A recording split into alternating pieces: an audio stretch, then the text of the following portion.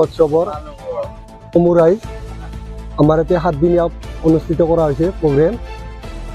এতিয়া 7 দিনৰ ভিতৰত 2 দিন গান আছে আৰু বাকী কেইদিন 5 দিন সাংস্কৃতিক সন্ধিয়া ঢুলীয়া আৰু 13 নৱেম্বৰত আমাৰ বিশেষ আকৰ্ষণ মহেন্দ্ৰ হাজৰিকাক নিমন্ত্ৰণ কৰা হৈছে। আৰু ইয়াত আমাৰ মুছলিম বন্ধু, নেপালী, বড়ো গোটেই জনগোষ্ঠী মিলি আমি ইয়াতে এই ৰাসখন কৰা হ'ল আজি 65 বছৰ। ৰাসখনত বিশেষ নাই, আমাৰ গাঁৱৰ পৰা গিৰি 300 চাদা 1 কেজিকৈ চাউল এইটো নিৰ্ধাৰণ কৰি আমি ৰাসখন চলাই নিছোঁ। এতিয়া 19খন চুপা আছে, ধৰক 1600।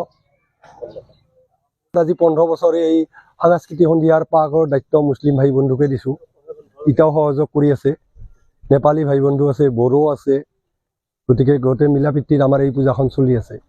আজি 65 বছৰ হ'ল। আজি 65 বছৰ এইবাৰ 65তম ৰাস মহোৎসৱ। ইতিমধ্যে কাম কাজ আৰম্ভ হৈছে। 1957 চনত প্ৰতিষ্ঠা হয় এই ৰাস উৎসৱ। তেতিয়াৰ পৰাই আজিলৈকে চলি আহিছে। আৰু ইয়াত এটা লক্ষণীয় দিশ হ'ল যে আমাৰ ইয়াত বিভিন্ন ধৰ্মীয় লোক আছে, মুছলমান আছে, বড়ো আছে, নেপালী আছে, আমাৰ অসমীয়া মানুহখিনিতো আছেই। গতিকে ঐক্যবদ্ধভাৱে আটাইবোৰে লগ লাগি আমি ৰাস উৎসৱ প্ৰতি বছৰে পালন কৰোঁ। আমাৰ মাজত অনৈক্য নাই, আমাৰ মাজত ধৰ্মীয় উন্মাদনা নাই।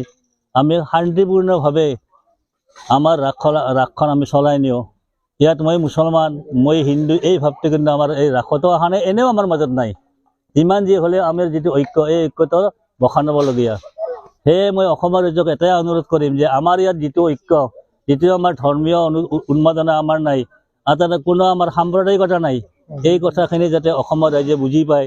এই ৰাসৰ মাজেদি যাতে তেওঁলোকে পৰিস্ফুটভাৱে বুজি পায় যে দীঘল ডাঙৰ নিচিনা এখন পিছপৰা ঠাই, যি ঠাইত নেকি মানুহৰ মাজত ধৰ্মীয় উন্মাদনা নাই, ধৰ্মীয় ঐক্যহে আছে। এই ঐক্যটো যাতে অসমৰ ৰাইজে গোটেই অসমত প্ৰতিষ্ঠা কৰিব পাৰে, তাৰে আশা কৰিছোঁ। মই নকৈছোঁ আগতে যে 70 দশকৰ পৰা মই আছোঁ ইয়াত। মই 70 দশকৰ পৰা ৰাসৰ লগত জড়িত হৈ আছোঁ। ঠিক চনটো মোৰ মনত নাই, কিন্তু এতিয়ালৈকে চলি আছোঁ। মোৰ ল'ৰা চলি আছে ইয়াতে। পাৰ্কৰ দায়িত্ব, সাংস্কৃতিক সন্ধিয়াৰ দায়িত্ব মোৰ ডাঙৰ ল'ৰালে প্ৰত্যেক বছৰে সিয়ে চলাই আছে, আজিও চলাইছে আৰু ভৱিষ্যতে চলাব। সেইকাৰণে আমাৰ মাজত ঐক্যটো চিৰস্থায়ী হ'ব বুলি মই আশা কৰিছোঁ।